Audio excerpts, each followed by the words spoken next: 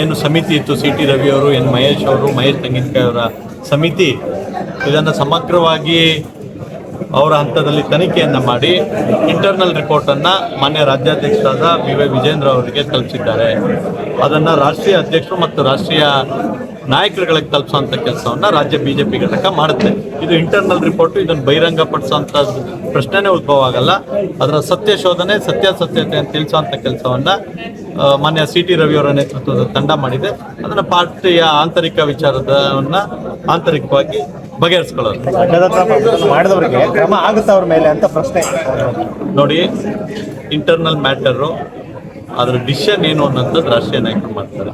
ಯಾರೇ ಉಪ್ಪಿಂದಿದ್ರು ಅವ್ರು ನೀರು ಕುಡ್ದೇ ಕುಡಿತಾರೆ. ಆದರೆ ಯಾರೂ ಕೂಡ ಪಕ್ಷಕ್ಕಿಂತ ಹೊರತಾಗಿಲ್ಲ. ಇದ್ರ ಬಗ್ಗೆ ಮುಂದಿನ ದಿನಗಳಲ್ಲಿ ಕಾದು ನೋಡೋಣ. ವರದಿ ಇರೋಂಥದ್ದು ಆಂತರಿಕ, ನೀವು ಯಾರು ಎಕ್ಸ್ಪೆಕ್ಟ್ ಮಾಡಬೇಡಿ ಬಿ ಜೆ ಪಿ ಬಂದು ಇಂಥವ್ರನ್ನ ಆಂತರಿಕವಾಗಿ ಕೊಟ್ಟಿರೋ ರಿಪೋರ್ಟ್ನ ಮಾಧ್ಯಮದ ಮುಂದೆ ಹಂಚ್ಕೊಳ್ಳುತ್ತೆ ಅಂತ ಹೇಳಿ. ಆದರೆ ಪಾರ್ಟಿಯ ಇನ್ನರ್ ಸರ್ಕಲಲ್ಲಿ ಏನಾಗಬೇಕು ಅನ್ನೋದ್ರ ಬಗ್ಗೆ ಡೆಲ್ಲಿಯ ವರಿಷ್ಠರು ಸೇರಿದಂತೆ ರಾಜ್ಯದ ಎಲ್ಲ ಕೋರ್ ಕಮಿಟಿ ಸದಸ್ಯರು ಕೂಡ ಇದ್ರ ಭಾಳ ಗಂಭೀರವಾಗಿ ತೆಗೆದುಕೊಂಡರು.